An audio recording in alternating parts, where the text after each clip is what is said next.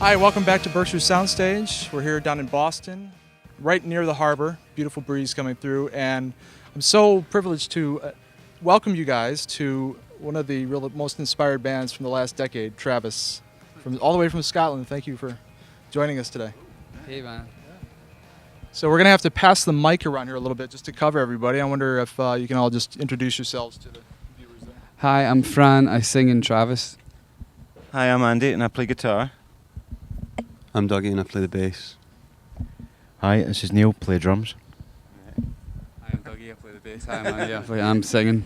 It's a little confusing. So you guys are back here. You're supporting your latest album. Congratulations on that. Actually, it's really wonderful. Called The Boy with No Name.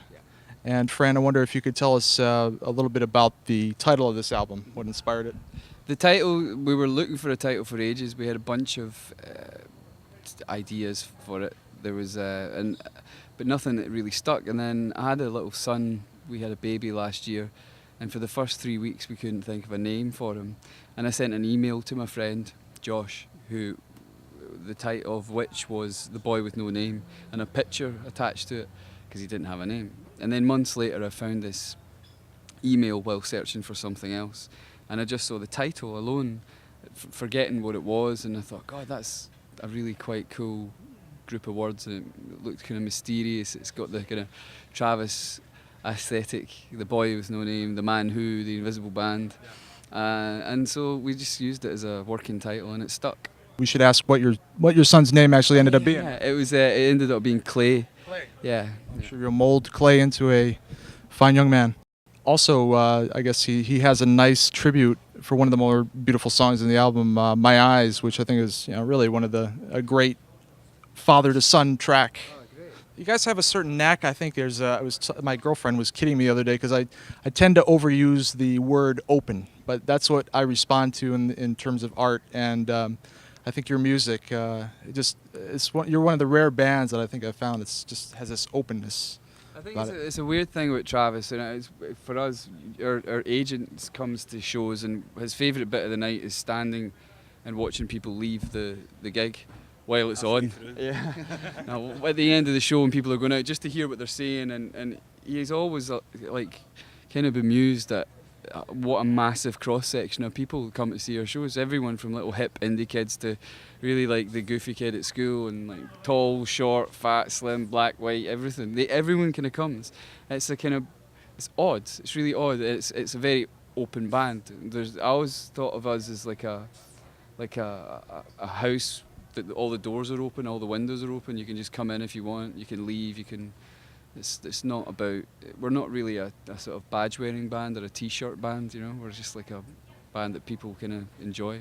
Very unpretentious. I would say so, yeah. And the song, I understand with this process, the writing process was a rather relaxed atmosphere. Dougie, I don't know if you could talk about. You ended up with about 40 some songs altogether. Yeah, it was unusual for us because it's I think the first time we've ever had songs to spare at the end of a record. Normally we're kind of struggling over the finish line. Even with The Man Who, there was a couple of real late additions that ended up going on, like Driftwood and Blue Flashing Light. But with this, it was really nice because we got into a nice working practice of going away for like a couple of months at a time and, having a bit of a life outside the band and hanging out with our families and having children and getting houses and just getting married and, doing all that good stuff and writing at the same time. So a lot of kind of stuff came out of that. And then we'd go into the studio for a couple of weeks at a time and record whatever had come up in the intervening time. So it was pretty relaxed and quite enjoyable, and also kind of yielded a lot of songs. So we had 40 to choose from, kind of in various stages of repair. We mixed 20 of them, so just to make the whittling down process a little bit easier. And then went away and listened to all that stuff, and emailed each other with prospective running orders for the record.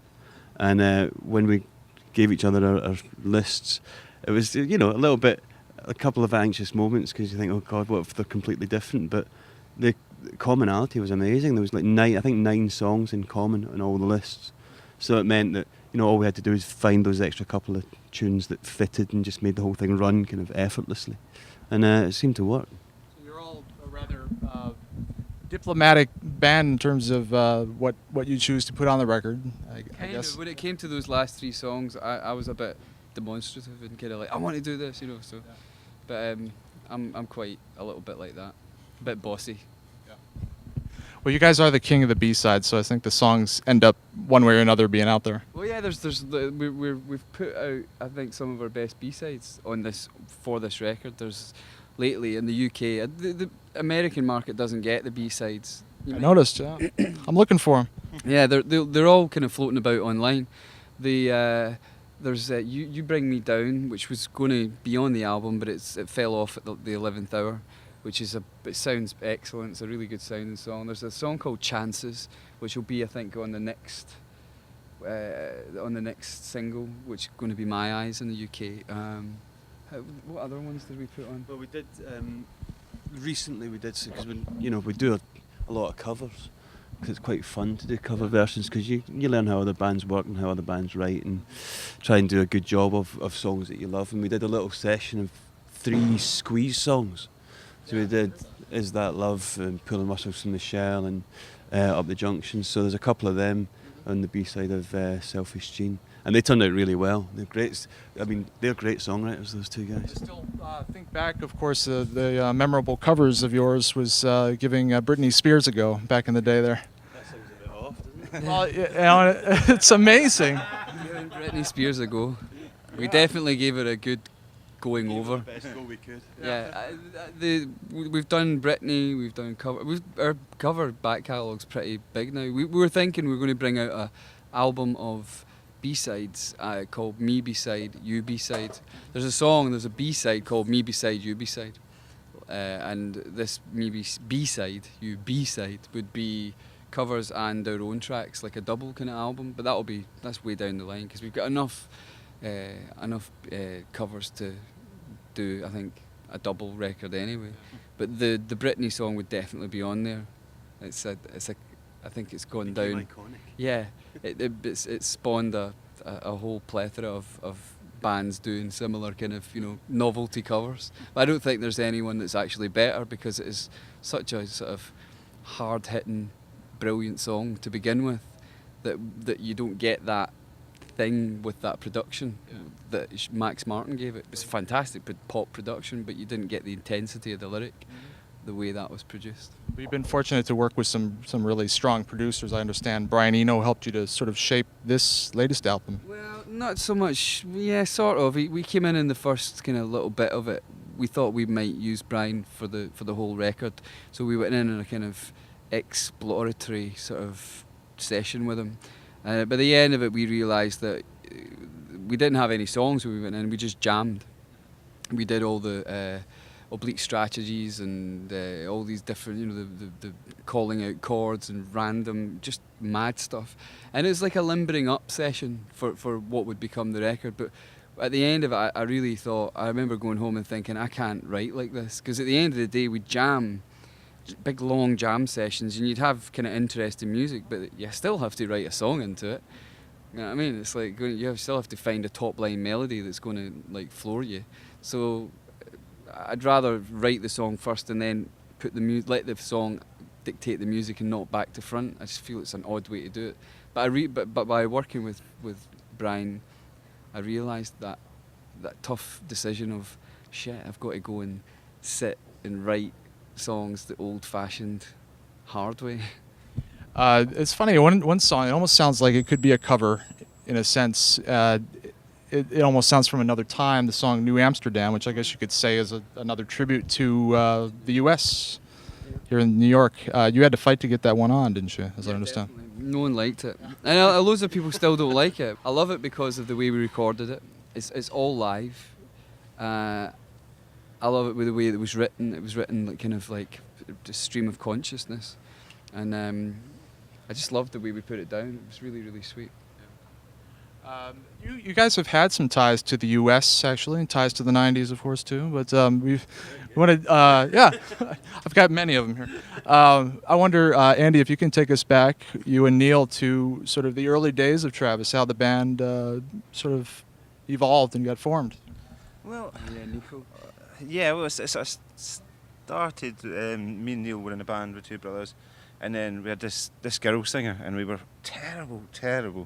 And What we call, was it Running Red? no, we were Glass Onion by that point, but we were sort of like really a pub band, if you know what I mean. And then sort of like the girl left, and we were auditioning for singers, and it was right. Franny was the last person that came in, and he was late, and nobody told. And Neil had booked him to come in. It was well bossy. But Yeah. straight in there, being a bossy. Neil had told him to come along to rehearse, but hadn't told us. So he sort of turned up, and we were like, "Who is he?" Who's this guy?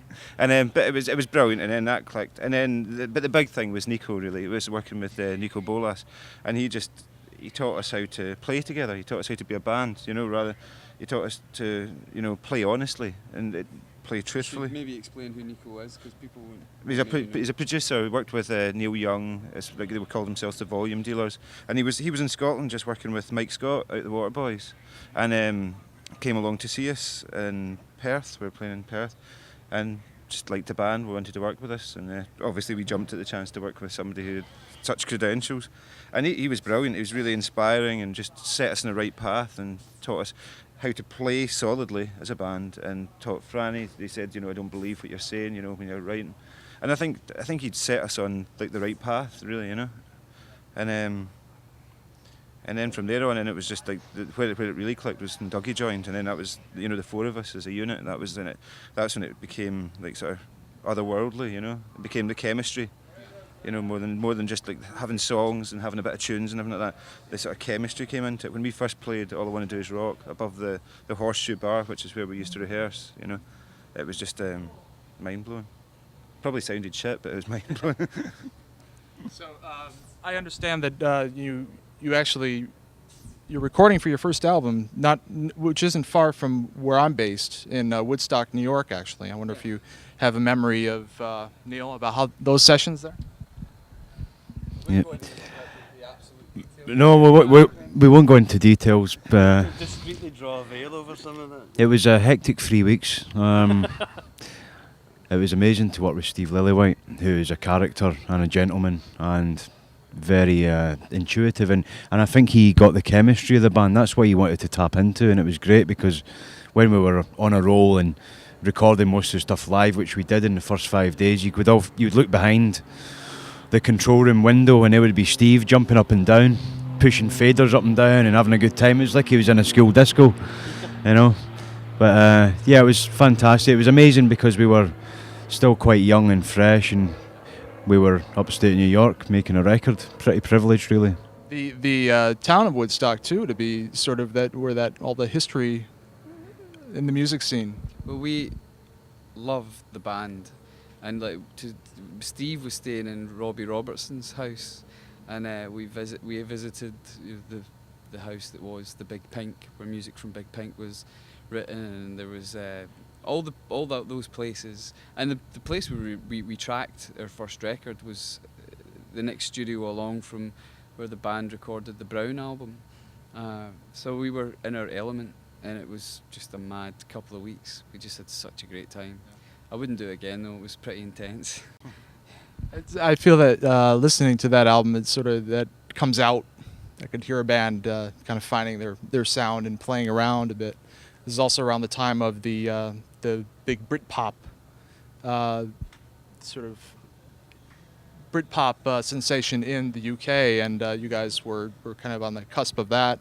You also had a little bit something else to offer, I think, in terms of a lot of the attitude from the Britpop bands. I think you guys had a certain, that album has a certain energy, maybe different from your following albums, but... It was definitely, on that album, it was we were rocking out, but there was a gentle aspect to it as well, which none of the other Britpop bands had. It was a kind of heartfelt soul, old school kind of soul feel to it. Not like soul, but heart, And I think that then took us on to our next album, which really opened up on that, a rock band that played kind of, these kind of big sort of epic songs, sort of ballad. Yeah, I wouldn't say epic, because epic's maybe like, when I hear about a song being called epic, I think of big rock kind of things. But this was very, very gentle. It's just like music made kind of by gentlemen or something like that. Just very gentle and very understated, but incredibly deep and thoughtful. And I think that was there was nothing about like that at the time, and we were told it was commercial suicide by the NME. And we after that encounter, we felt pretty shit, and we thought, nah, we're finished, we're through. And the reviews for that album were awful, really, really bad. But then something strange happened. People started to hear the record, and it became a word of mouth thing. And we got a hit at radio. And the next thing we knew, you know, it's like being caught up in a storm. It just takes you, and you're dropped 2 years later, like the biggest band in Britain winning Brit Awards, and suddenly everyone knows who you are. It's weird. It was a weird time. That's a good, actually, a good phrase to maybe caught up in the storm. Actually, understand your real big hit when you were out. Why Does It Always Rain on Me? It was sort of it got an extra boost from Mother Nature in a sense. Yeah. Glastonbury when we played it, and it was a beautiful day, and everyone was running up to it.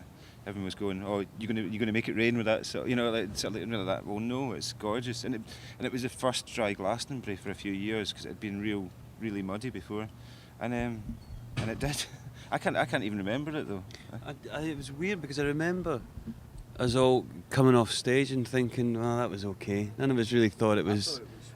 None of us thought it was great. You know, there was a kind of general consensus that we'd kind of messed it up a little bit, and but then we went home and turned on the telly, and all the coverage was all about us making it rain, and it was kind of this weird point where suddenly it was like, oh, right, it kind of just crossed over, and then that was the starting point really for the record, kind of climbing back up the charts, and you know, eventually kind of a couple of months later it went to #1 for the first time, and then it kind of really crossed over and became a bit of a phenomenon, that album. But that was almost at the starting point of it. It says a lot probably about the music industry, you know, the fact that with the right attention, the music it gets out there. Well, I always thought that with us, you have to get close up to it to really get it, actually go, all right. And I challenged even the most hardened indie stalwarts to actually come close enough to Travis to sort of, because on the exterior you kind of see it and it's like this, you know, it's like happy-go-lucky. It's quite like a little bit like that, and there's some brooding moments that aren't served well by the happier sort of moments.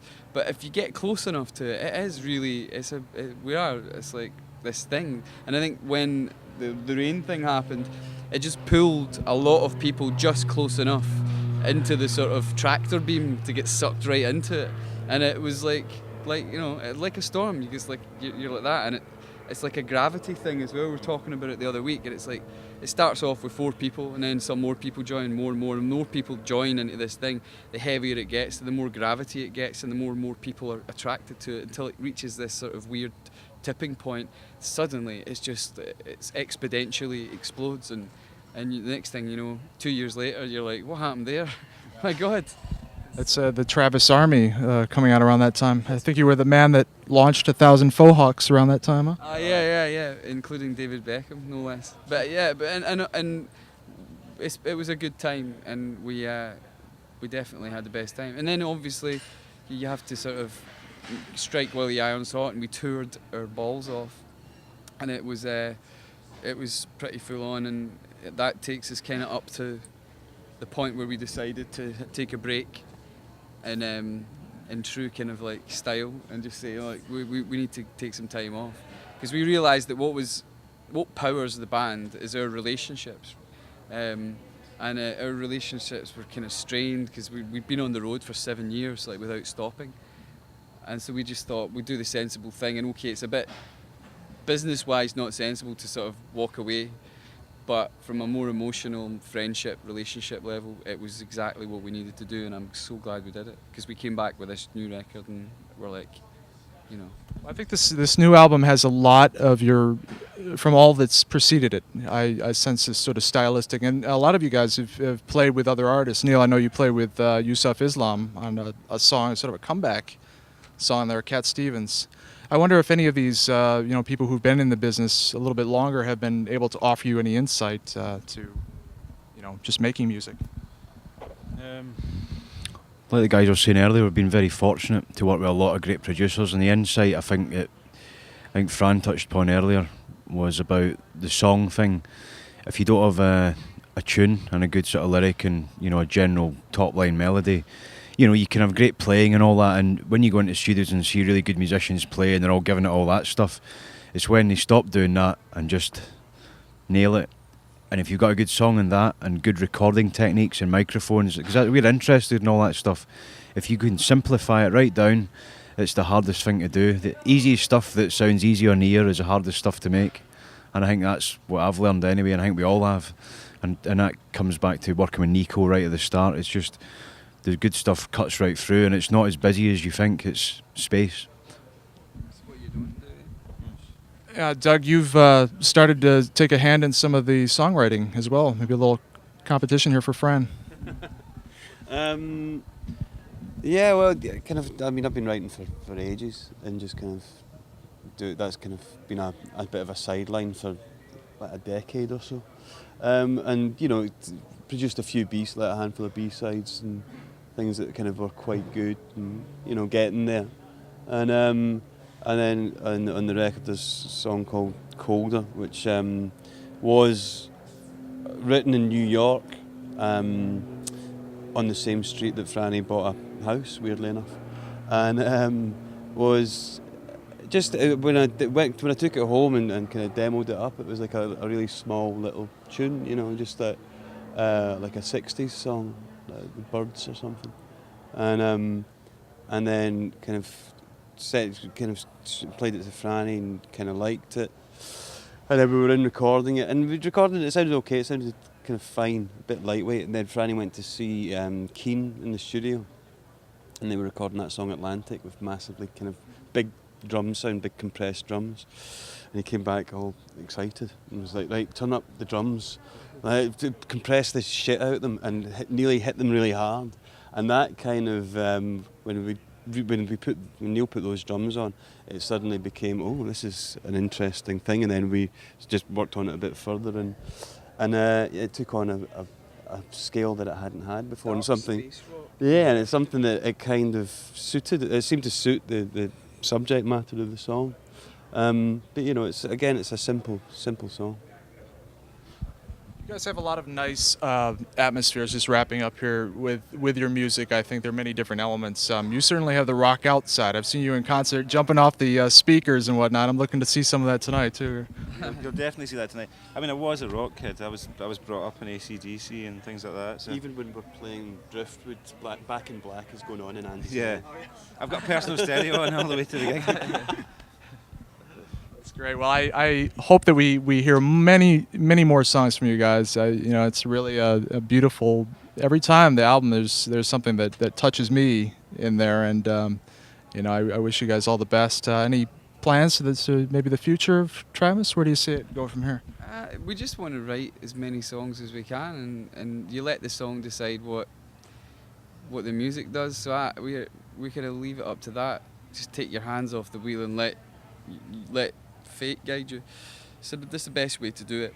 I mean, it means that sales success, commercial success moves about. You can't, like, you can go straight for commercial success, and we know exactly how to do that, but it's like we're much more like hands off, so that floats about, and you know, will happen. Sales will go up and down and whatnot.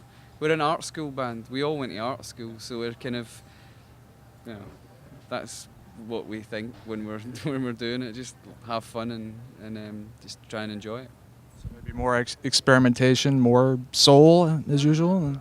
When I see this is it. When you say art school, you just immediately think Talking Heads, but art school means we went to a place where people who just like to, you know, not think within boundaries, and generally you just kind of more free thinking, I suppose. We're quite an odd art school band. We're not you will always, Travis is kind of melodic, so we'll always be like that.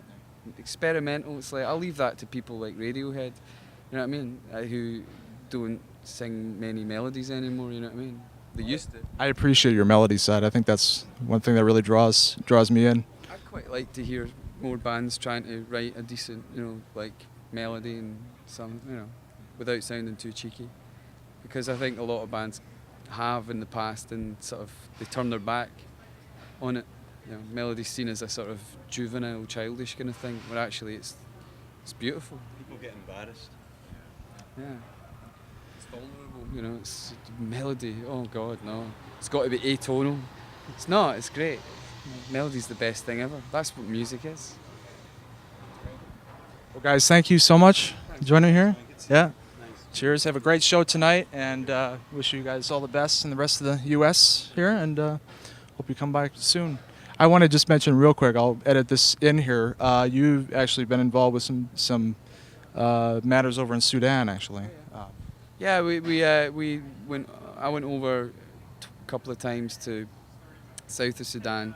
It was to do with the Live 8 initiative, and that's an ongoing concern, and I'll just basically keep on doing that as long as there's a problem. I don't know, it's hard to solve these problems. It seems that the only people who can really make a difference is really, really rich people, like multi-billionaires, because that's the only people politicians listen to. You can have 10 million poor people saying no to something, and then you have one multi-billionaire saying no to something, and things happen. It's pretty sad but true. So I'm going to try and befriend as many multi-billionaires as possible and get them orchestrate a coup. You've made a point to Tony Blair, obviously. And, Definitely. But he's not. He's gone now. He's on his holidays. It worked. We have a Scottish Prime Minister. There you go. Go Scots.